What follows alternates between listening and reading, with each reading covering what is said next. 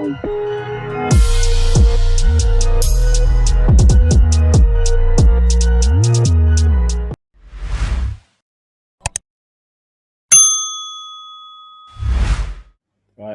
The AU vodka in the background as well. Pick up Charlie Sloth. Yeah. That's got nothing to do with me, man. I don't drink alcohol. You know what I mean? That's Charlie Sloth's thing, isn't it? Yeah. Yeah, it is Charlie Sloth's thing. So, you know what I mean? It's got nothing to do with me, though. Okay, cool. All right. We'll get cracking. Pep Talk UK. Pro Bs. Once again, remember, subscribe. And I'm delighted to be joined by the head of the MTK Foundation, boxing expert, and ESPN Plus analyst. Drum roll, please. Spencer Fearon, how are you? How you doing, man? How you doing? Yeah, I'm doing well. On the boxing front, it's been very quiet. Obviously, we was expecting Deontay Wilder versus Tyson Fury like next week. Yeah. And all of a sudden, you know, that anticipation for that big third fight, it's all just been killed with Tyson Fury picking up COVID with his team. I mean, how did you react to that news? You know what? It was sad. These things happen. It's boxing. We got to brush ourselves off and wait for the rematch. Rematch might be in October, right? Apparently so. That's what they're planning for October.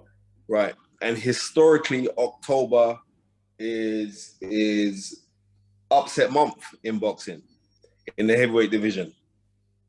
Was it Michael Moore when he got knocked out by George Foreman? Was October of 1994. Muhammad Ali famously knocking out George Foreman himself in the Rumble in the Jungle, October 6, 1974. So, you know, you got to fight in October. We don't know what could happen, man.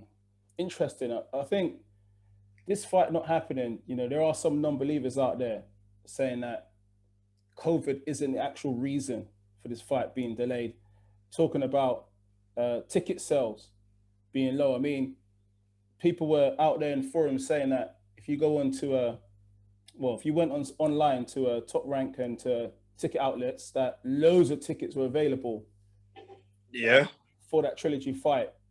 Is there any, could we say there's no smoke without fire, shall I say? Bro, I don't know anything about that, to be honest.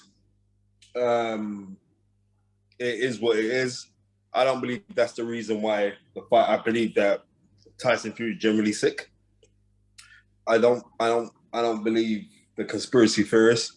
But you know, when things do happen, there's loads and loads of conspiracy theorists that come out. But what I do know is this: when the fight happens in October, Deontay Wilder is going to have additional time to work with Malik Scott, which I believe that he needed, and it will benefit him more than it will benefit Tyson Fury.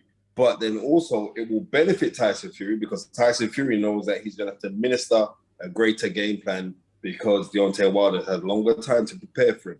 So this is going to make the fight very, very intriguing, a very interesting fight, and I can't wait to see it. And I suppose, look, there's so many angles to look at it. I mean, if Fury is sick with COVID and he has the COVID quite bad, then as we know, the recovery time sometimes is variable. Look at Rachel Ball. She had COVID and she hasn't stepped back into the ring since. So again, that could be a factor, right? In the build up to preparations. Yeah, it could be, but it's weird. You get certain people who have COVID and it's like they're on death's door. You get other people that contract COVID and they're normal. They didn't even know they had it. You know what I mean? Because they're asymptomatic. So it depends on what symptoms Tyson Fury was demonstrating prior to him now going back into training for this fight. But hopefully it's nothing serious and hopefully it's nothing detrimental to his career. And we look forward to seeing a great fight. Yeah. There are some cynics out there that keep saying, I mean, I'll go look into these boxing forums and read people's points of view. And there are some cynics out there that saying that Fury is yet to defend his title or world title when he's actually won a title. What's your whole take on that overall? I don't care about when he says yet to defend the title because look who he beat, right? he beat Vladimir Klitschko, right? And he's beaten Deontay Wilder. So it doesn't matter who he hasn't defended against. I don't care about that. I'm looking at who he beat. Right? He beat a man that was 10 years undefeated. He beat another man who was at an unbeaten record and who's an hellacious puncher and a ridiculous KO resume to boot with it. With like one of the highest knockout ratio as a heavyweight champion. So don't say, yeah. I don't care what people want to say at all. I don't care about that. You know what I mean? I know, like, on certain things in the past, where I know where Tyson Fury has got a lot of stick, and he's rejuvenated himself, and I think the man should be commended how he rejuvenated himself. And I'm also going to give props to Deontay Wilder for now seemingly like he's listening to Malik Scott, who I rate as a trainer. I've been on record many times. I think it was you first time I ever said anything about the guy. I rate him. I rate him as an individual. I rate him as a very learned man of the sport. And it's always those guys who don't get to the mountaintop that actually become good trainers, right? Even in football, same thing. You know, the modest footballers become great coaches. Right, exactly. So, I mean, I sit down like with anguish and desire to see how the fight pans out. Interesting. I've got to ask you lastly on that subject. Joseph Parker was at the UFC event for Conor McGregor versus Dustin Poirier.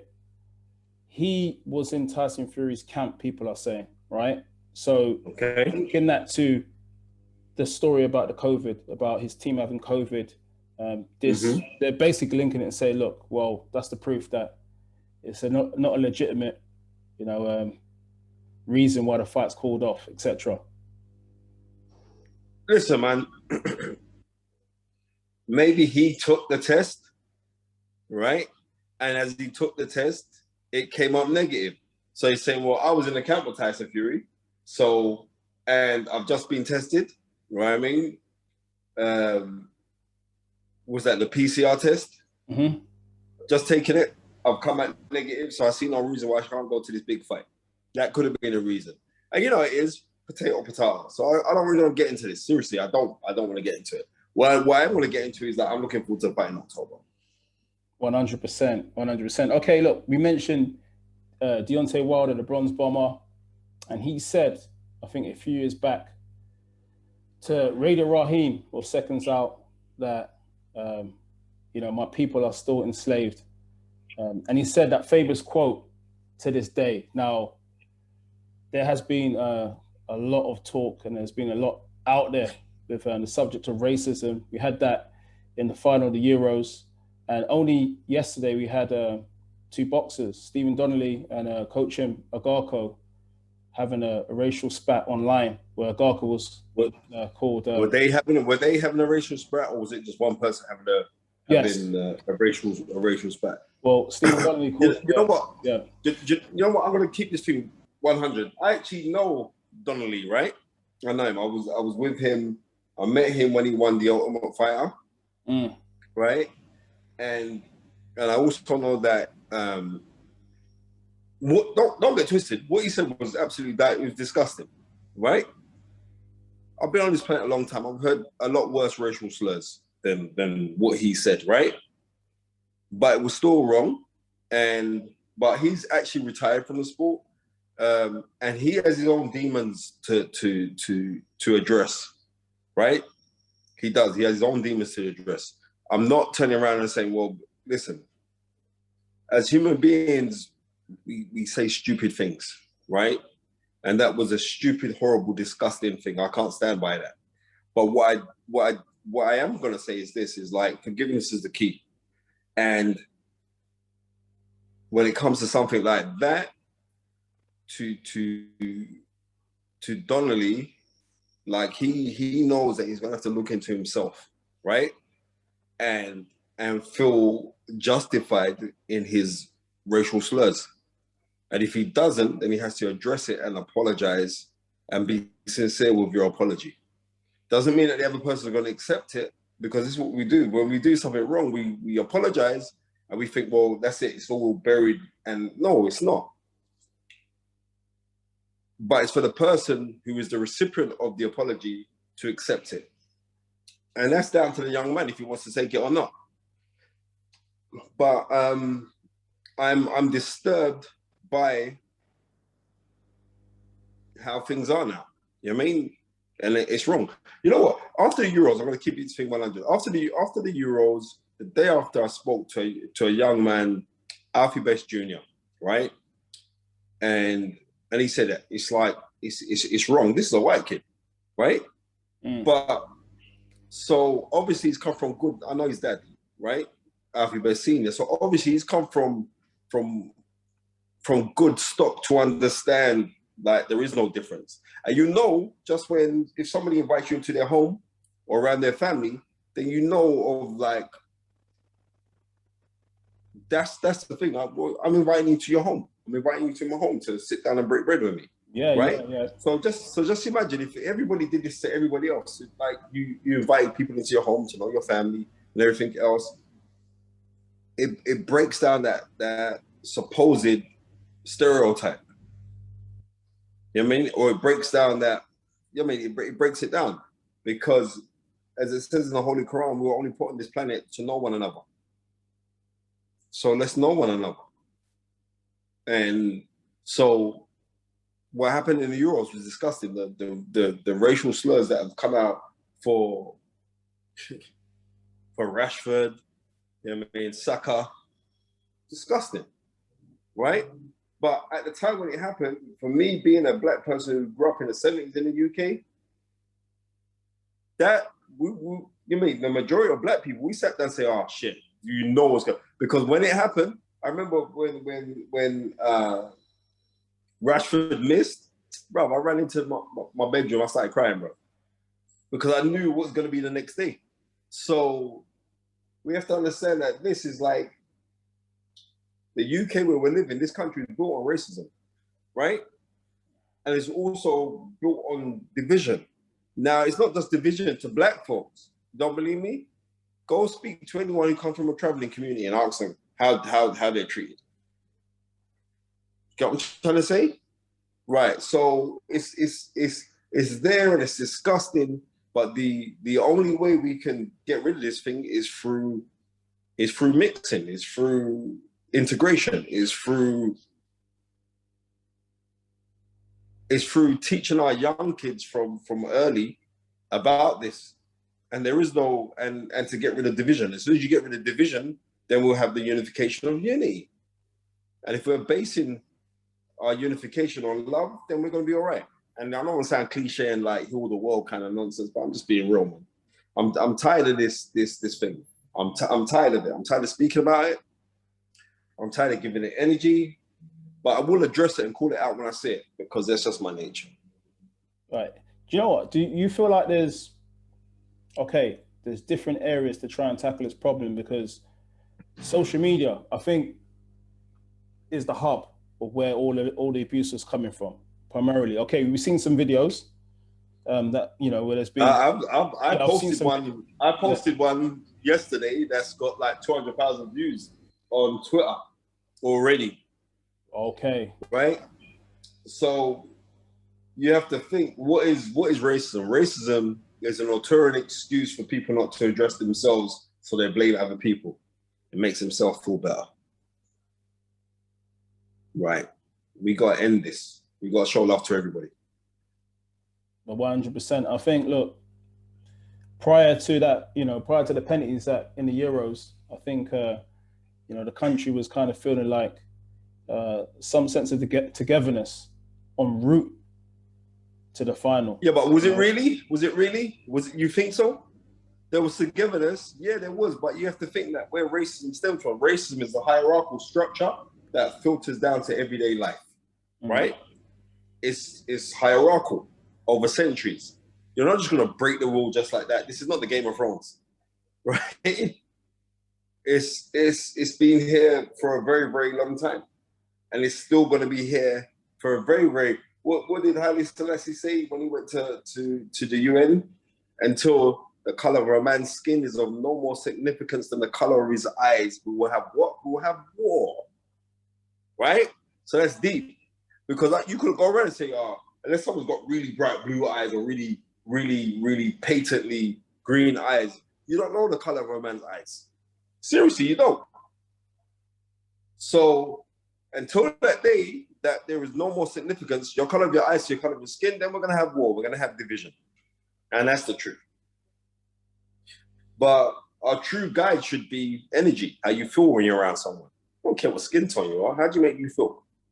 If you see something, I want to punch you in your mouth, then you know you can't be around that person. So do you feel like, okay, so I talked about Deontay Wilder comment that he made a few years back. What exactly do you think he was trying to? No, we know what Deontay Wilder was trying to say. He was trying to say, which he's got every right to say, is that black people globally have been ostracized. You know what I mean? Yeah, I get it. But also in saying this, and I'm gonna go back, I think it was Bro Polite that said this. It's like if we know of the greatness of where we come from, that we built the pyramids. I'm saying we as in it was the ancient Kemetic people. The Kemets were meant to be as black as burnt charcoal. It makes it even darker than me. So the ancient Egyptians that built all these things, you think like all of the things that they introduced into the world of technology, of science, of medicine. So if you know from the greatness where we come from, we can't be pointing it down to say, well, then we're inferior to anything. So I get it that where Deontay Wilder was speaking about, and I get it, I've spoken about this because he said this about 3-4 years ago. But what I am saying is I can't buy into that narrative. I'm not going to buy into that narrative. There's a paradigm shift. And the paradigm shift is that we have to elevate ourselves and we got to live by the rule that no one's better than you, but you're not better than nobody else. Hey, love all, as they say, you know. And bro, I'm on that. I'm seriously, listen, I'm on that. If somebody's helping me to better myself, if I'm helping somebody to better themselves, I don't care what skin color you are. Right? Period. I don't. Because people are people. You know what I mean? People are actually people. So, and that's how I'm judging you. I judge you as like, how do you make me feel? How are you around my family? If we're cool, I don't care what you are. We're cool. That's it. That's the rule. We're cool. End of. All right. Lastly, on a more positive note, talking boxing, Jamal Charlo aims to be undisputed. Now that's kind of gone under the radar overall, and I think if he can, achieve that feat, then definitely he should be in the pound for pound list, no question. I know he's not happy with that, but he got to be in the conversations. Most definitely. You know what I mean? And he'll be the first super welterweight or junior middleweight to be an undisputed 4-belt holder. He'll be the first. So that within itself will be excellent. So I'm studiously looking forward to seeing that happen and to seeing an undisputed champion at junior middleweight. Because I've been watching the promos for it. And yeah, I like the fact that he's reconciled with his brother and he's just working on his game. So we'll see what he brings to the table, man. 100%. And obviously, look, his brother's Jamal, he's been accused of, again, not going for the big fights, not fighting the likes of Andrade, etc. What is, like, to kind of conclude, the business side of boxing, right, is tampering and interfering with the big fights. And what can be done? Because you see the UFC the other night, and a lot of people that I'm talking to, they're liking UFC because these guys win, lose or draw. They're fighting each other. They're gonna fight. They've got L's in their records, they've got wins. Yeah. Yeah, I hear that. But then also you have to look at the UFC. Who's making the most money? Is it the fighters that's making the most money? I rest my case then, right? And yes, there are certain things that dampen the of boxing that I can look at and I'll be annoyed with. But I've also got to look at the fact that his brother ain't getting the big fights. And when you're saying Andrade, he's most probably swerving Andrade because that'd be a hard night's work for anybody. I mean, even when Boo Boo looks bad, he's still good because he knows how to eke out the wins. And watching Charlo, I thought Charlo was going to be one of the guys that's going to give Canelo problems. But in his last performance, then I'm thinking, oh, you know what, you got to go back to the drawing board a little bit. But he's still very, very good, right? He's still very, very good. Anyway, and on the last thing, I want to say my condolences to the Eubank family. I was going to mention Chris Eubank Jr., but my condolences to his family. I spoke to the dad 2 weeks ago. Me and Chris Sr. speak quite regular. I spoke to that 2 weeks ago. And like my closing part was like, Sebastian Eubank is a real one. And his dad said, it's maybe a little bit too real. And he was just a real one. And the weirdest thing is, a week before his passing, if you saw my Instagram story, I posted like, I'm gonna give you your flowers now. I'm not waiting till you die. And I posted a picture of him because he's a guy that's always vehemently defended me no matter any kind of bullshit or anything. He's that guy. And I mean, I love him and I'm gonna miss him. I'm gonna miss that you know. Beautiful human being. Very conscious, very cultural kid, man. And it is one of those things. Condolences to the Eubank family. R.I.P. Seb Eubank. 100%. All right, Pro B, it's always a pleasure, my friend. Thank you, man. I'd like to thank the knowledge himself, Spencer Fearon. Pep Talk.